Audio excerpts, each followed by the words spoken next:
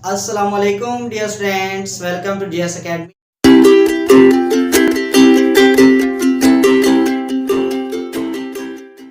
I am Nadeem Khan. Dear students, आज के दिन हम चैप्टर नंबर 8 फर्स्ट बायोलॉजी का एक टॉपिक डिस्कस करेंगे जिसका उन्वान है taxonomic status of the fungi. Taxonomic status of fungi को आज हम डिस्कस करेंगे, जिसके अंदर हम उसकी रिजेम्बलेंस एनिमल्स के हवाले से डिस्कस करेंगे, फंजाई की रिजेम्बलेंस प्लांट्स के हवाले से डिस्कस करेंगे और दोनों में डिफरेंसेस के हवाले से डिस्कस करेंगे। तो वीडियो को एंड तक लाजमी देखिएगा ताकि आपको इस टेक्सोनोमिक स्टेटस ऑफ फंजाई के टॉपिक के रिलेटेड आपके तमाम तर कंसेप्ट जो हैं वो आपके क्लियर हो सकें। चलते अपने टॉपिक की तरफ। सबसे पहले हमने डिस्कस करना है resemblance of fungi with plant. Plant की रिजेम्बलेंस फंजाई के साथ किस तरह की है तो वो देखते हैं। सबसे पहले हम देखेंगे कि जिस तरह प्लांट के अंदर प्लांट के सेल के बाहर सेल वॉल होती है, इस तरह फंजाई के सेल के बाहर भी क्या होती है, सेल वॉल होती है। फंजाई पहला पॉइंट इसका हम डिस्कस करेंगे। Fungi contain cell wall। Cell wall fungi के अंदर क्या होती है, सेल वॉल होती है, ठीक है। But like a plant, like a plant cell, plant cell की तरह फंजाई के बाहर भी क्या होती है, सेल वॉल पाई जाती है। बट केमिकली जो फंजाई की सेल वॉल होती है ये डिफरेंट होती है from the plant cell wall. Fungi की सेल वॉल और जो प्लांट की सेल वॉल है इसमें केमिकली डिफरेंस होता है, केमिकल का डिफरेंस होता है। वो कौन सा होता है वो जरा देखें। जो प्लांट की सेल वॉल होती है, प्लांट की जो सेल वॉल होती है, plants cell wall,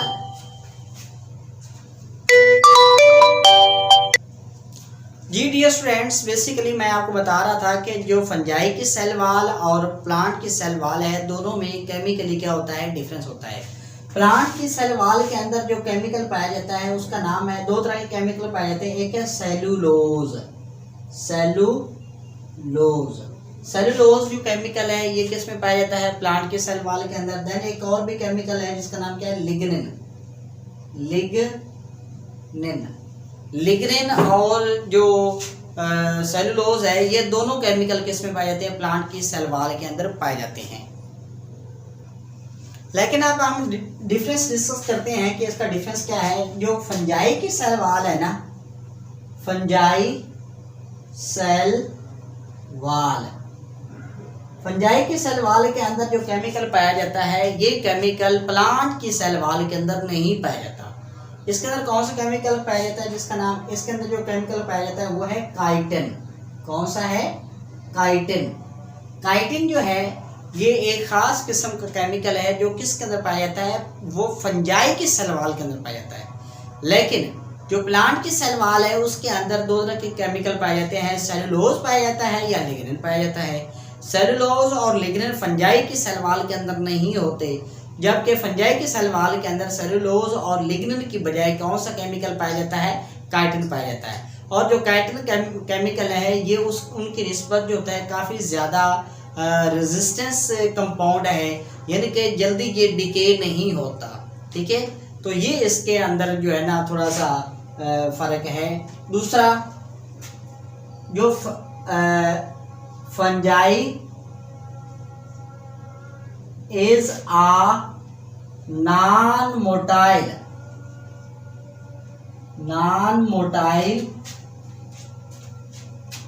organism like a plant. जिस तरह प्लांट जो होते हैं वो नॉन मोटाइल होते हैं, इसी तरह फंजाई भी क्या होता है, नॉन मोटाइल ऑर्गेनिज्म है। ये भी इसकी रिजेम्बलेंस शो करती है किसके साथ, प्लांट के साथ। दूसरा they are multicellular. Fungi क्या होते हैं, फंजाई आर multicellular organisms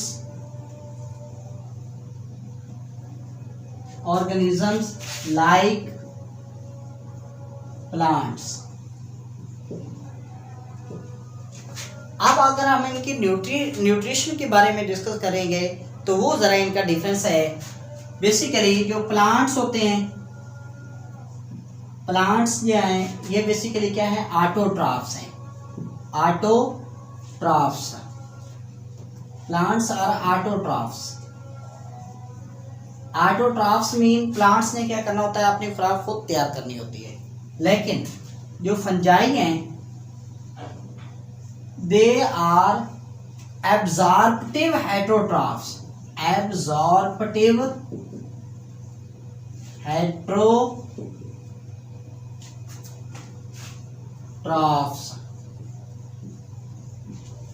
ये क्या होते हैं, एब्जॉर्प्टिव हेटरोट्रॉफ्स होते हैं। एब्जॉर्प्टिव का मतलब ये होता है कि इन्होंने जो मटेरियल्स होते हैं, जैसा कि डेड ऑर्गेनिक मैटर होता है, उसको एब्जॉर्ब करके अपनी बॉडी के अंदर ले जाना होता है, और उसकी जो फूड होती है उसको इन्होंने उसको एनर्जी के तौर पे यूज़ करना होता है। यानी कि इन्होंने दूसरे जो जानदार हैं, जो कि ऑर्गेनिक मटेरियल जिन जानदारों का होता है, उसकी ये क्या करते हैं, डिकम्पोजिशन करते हैं और एब्जॉर्प्शन के ज़रिए से उसको बॉडी के अंदर ले जाते हैं। इसी वजह से ये क्या कहते हैं, एब्जॉर्प्टिव हेटरोट्रॉफ्स। ये एब्जॉर्प्टिव हेटरोट्रॉफ्स कहलाते हैं। इनको एब्जॉर्प्टिव हेटरोट्रॉफ्स क्यों कहते हैं, क्योंकि इन्होंने क्या करना होता है, इनके पास एक कम्प्लेक्स किस्म का एंजाइमेटिक डाइजेस्टिव सिस्टम होता है इनका। इन्होंने एंजाइम की वजह से क्या करना होता है, उस फूड की ब्रेक को डिकम्पोज करना होता है, एंजाइम की मदद से उसको ये डाइजेस्ट करते हैं। ठीक है, तो कम्प्लेक्स नेटवर्क होता है इनके अंदर एंजाइम का, ठीक है, जिसकी मदद से ये खुराक को क्या करते हैं, एब्जॉर्ब करते हैं। जबकि जो प्लांट होते हैं ये होते ही ऑटोट्रॉफ्स हैं। इन्होंने क्या करना होता है, अपनी फूड जो है बेसिकली वो फोटोसिंथेसिस प्रोसेस के ज़रिए से खुद तैयार करनी होती है, by the help of chloroplast. Chloroplast की मदद से इन्होंने अपनी खुराक खुद तैयार करनी होती है। जबकि fungi do not contain a chloroplast, यानी कि आप कह सकते हैं फंजाई लेक आ क्लोरोप्लास्ट।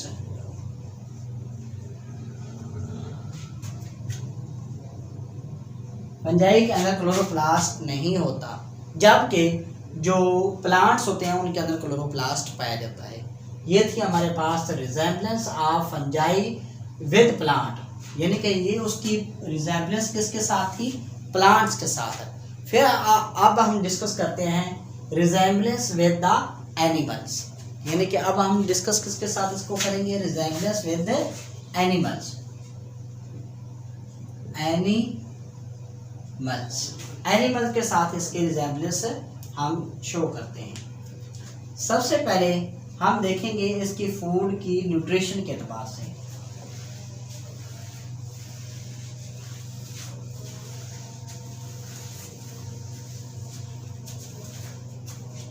जी, सबसे पहले हम देखेंगे फूड न्यूट्रिशन के एतबार से।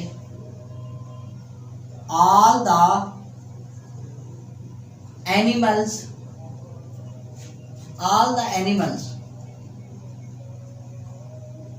are heterotrophs,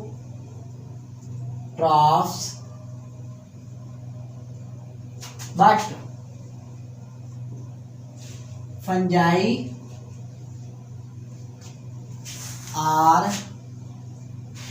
absorptive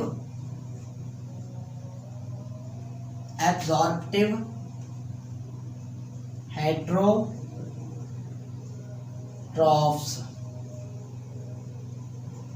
बेसिकली जितने भी एनिमल्स होते हैं वो सारे के सारे हेटरोट्रॉफ्स हैं, लेकिन फंजाई जो है ये हेटरोट्रॉफ तो है ही है, लेकिन ये कौन सा हेटरोट्रॉफ है, ये एब्जॉर्प्टिव हेटरोट्रॉफ्स है। ठीक है, आप कह सकते हैं बिकॉज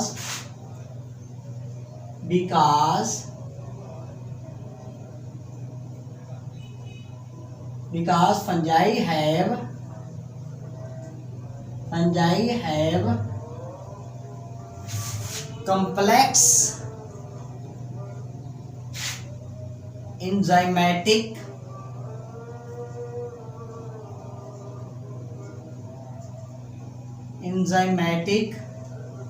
digestive mechanism।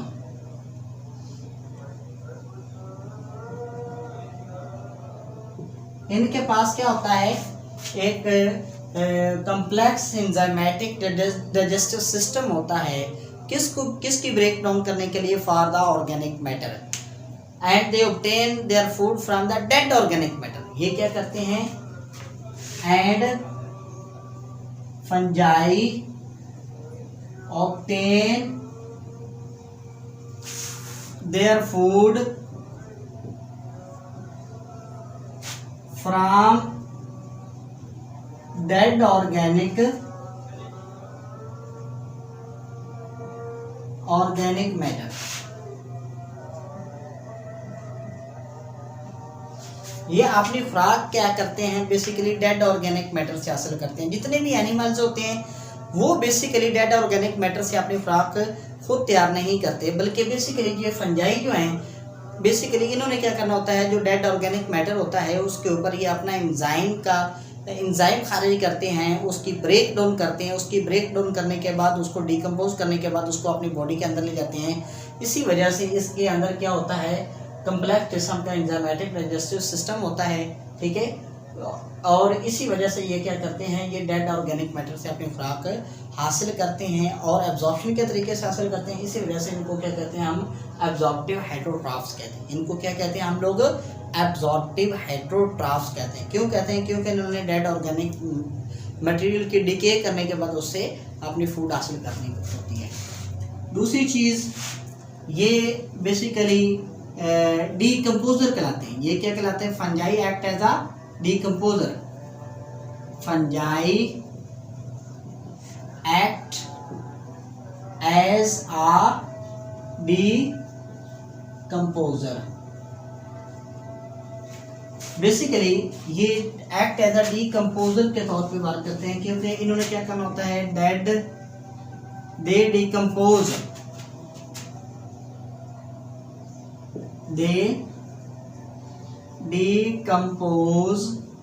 ये क्या करते हैं, डिकम्पोज करते हैं, तोड़ते हैं, उसकी ब्रेक डाउन करते हैं।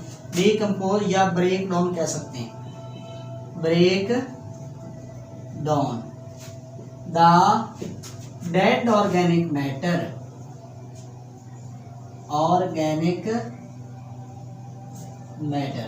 इन्होंने क्या करना होता है, डेड ऑर्गेनिक मैटर को डिकम्पोज करना होता है एंड ऑब्टेन एनर्जी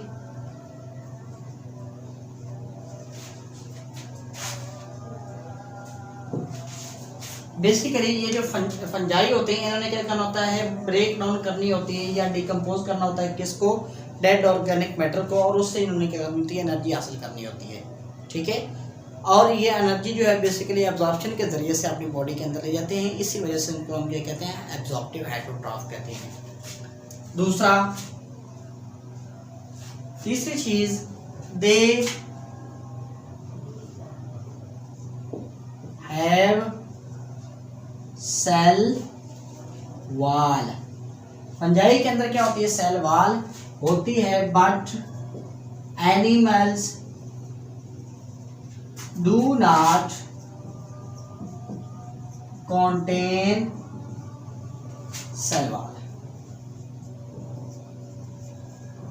बेसिकली ये जो फंजाई होते हैं ये हेटेरोट्रॉफ हैं, ठीक है, हेटेरोट्रॉफ तो हैं, इसलिए ये जानवरों के साथ मुशाबहत तो रखते हैं, लेकिन जानवरों से ये डिफरेंट भी हैं फूड के अतबार से, क्योंकि जो ऑर्गेनिज्म होते हैं उन्होंने फ्रेश फूड को अपनी बॉडी के अंदर ले जाना होता है, जबकि ये क्या करते हैं, डेड ऑर्गेनिक मैटर से अपनी खुराक हासिल करते हैं और एब्जॉर्प्शन के ज़रिए से हासिल करते हैं।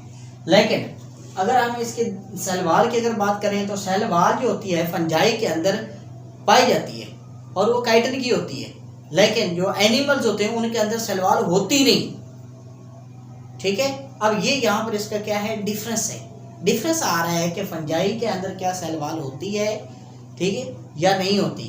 बेसिकली फंजाई के अंदर सेल वॉल होती है, लेकिन जो एनिमल्स होते हैं उनके अंदर सेल वॉल होती ही नहीं, अब यहाँ पर इसका क्या आ जाता है, डिफरेंस आ जाता है। ये पौधों के साथ जानवरों के साथ मिलती है, ठीक है, क्योंकि हेटेरोट्रॉफ है, इसी वजह से वो भी हेटेरोट्रॉफ है। लेकिन हेटेरोट्रॉफ की बुनियाद भी देखा जाए तो ये एब्जॉर्प्टिव हेटेरोट्रॉफ हैं, और जो ऑर्गेनिज्म होते हैं वो सिंपल हेटेरोट्रॉफ होते हैं। उन्होंने डायरेक्ट जो है अपनी फूड जो होती है वो फ्रेश ऑर्गेनिक मैटर को इस्तेमाल करके हासिल करनी होती है, ठीक है। ये थी इसके रिजेम्बलेंस विद एनिमल्स। अब हम इसका देखेंगे जेनेटिक स्टडी को, यानी कि फंजाई की जब जेनेटिक स्टडी की गई तो उससे हमें क्या हासिल हुआ। बेसिकली अगर फंजाई की जेनेटिक स्टडी की जाए तो हमें पता चलता है जितने भी फंजाई हैं और एनिमल्स हैं they have a common ancestor. अब हम देखेंगे इसकी जेनेटिक स्टडी को। Genetic study of fungi and animals. जब एनिमल्स की जेनेटिक स्टडी की गई after the study of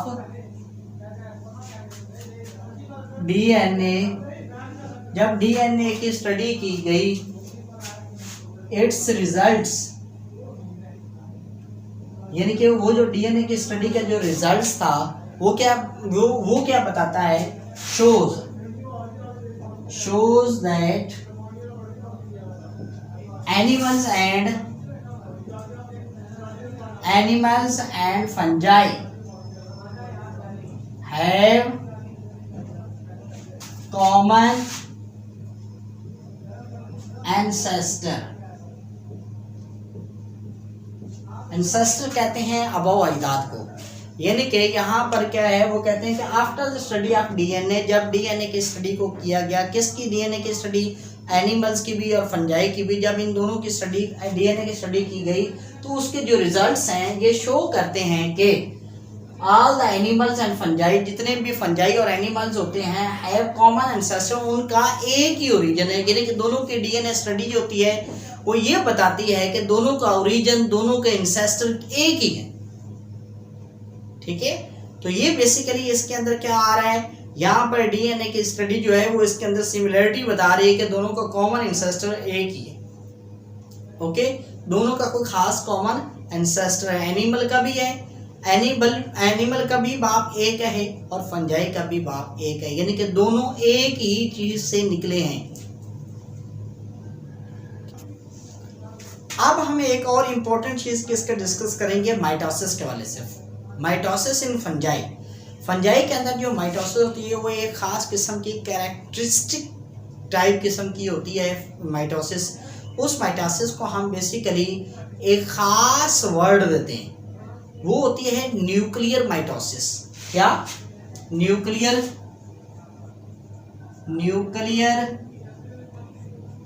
mitosis of fungi. ये इंपॉर्टेंट कंसेप्ट है जो आपको समझना चाहिए। बेसिकली फंजाई शो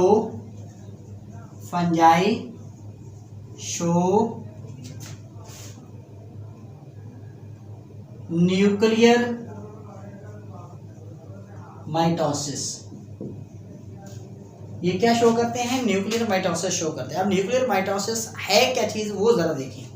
सबसे पहली चीज है nuclear mitosis is that of mitosis in which a cell genetic material nucleus of a या chromosomal material of a cell divide into a two chromosome material. ये दो क्रोमोसोम मटेरियल के अंदर divide हो जाता है, but their nuclear wall is not disappear. यानी कि जितने भी माइटोसिस अगर देखी जाए तो उसके दौरान क्या होता है, सबसे पहले सेल की जो न्यूक्लियर मेम्ब्रेन होती है उसने क्या होना होता है, डिके होना होता है या डिसअपीयर होता है, डिसअपीयर होना होता है, ठीक है। तो इसमें क्या होता है, the nuclear envelope does not disappear। यानी कि जो न्यूक्लियर माइटोसिस है ये वो माइटोसिस होती है, ये फंजाई में सिर्फ है, जिसके अंदर क्या होता है न्यूक्लियर इन्वेलप्ड होती है, वो डिसअपीयर नहीं होती। Within the nuclear envelope the chromosome material divided into a two half. ठीक है, अब इसमें क्या है second point, within the nuclear envelope within the nuclear envelope के ही अंदर the genetic material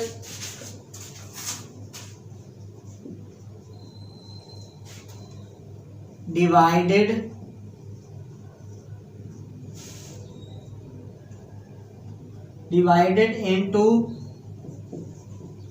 to half, ये दो हाफ के अंदर तकसीम हो जाता है, यानी कि दो हाफ ऑफ जेनेटिक मटेरियल के अंदर ये डिवाइड हो जाता है। जैसा कि आपके सामने मैं ये एक सेल बना रहा हूँ। अब इसमें क्या है कि इसका ये न्यूक्लियस है, न्यूक्लियस के बाहर क्या होती है न्यूक्लियर मेम्ब्रेन होती है। ये न्यूक्लियर मेम्ब्रेन जो है